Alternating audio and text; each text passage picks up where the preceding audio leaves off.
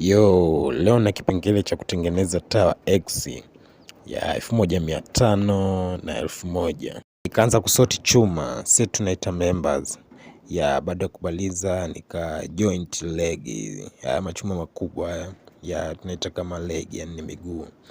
Ya kipengele ni kigumu maana chuma ni nzito sana. Hicho nilichoshika huku tunaita kipumbu, yani aka mbupu. Ndio kinatumika kujointia hizo leg hapo kati hapo. Nikaanza kuadjust kwa kutumia hiyo nondo hiyo, sisi tunaita mchopeo. Noma sana. Hiyo mbupu hiyo inatangulizwa chini hapo katikati ya hizo leg, alafu ndo bolt inakuja kujoint hapo kati. Kwa hiyo uwezo ukajoint X hapo kati bila kutumia hiyo mbupu.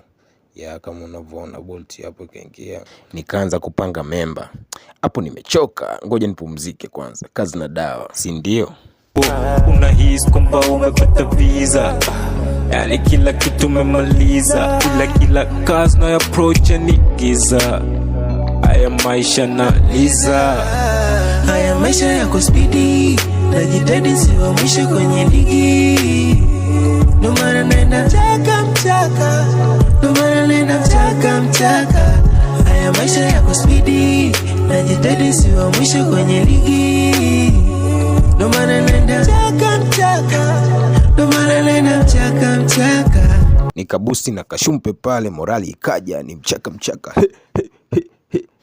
Ya nikapandisha ngazi zote 4, yani nimechoka kubabake nye. Nikamalizia na danger plate ya na X zangu zikawa zimekamilika kama hivi. Hiyo 1500 ina miguu 8 na memba 40. Maana alone bila msaada wowote. X 1500 na mdogo wake yule 1000. Ba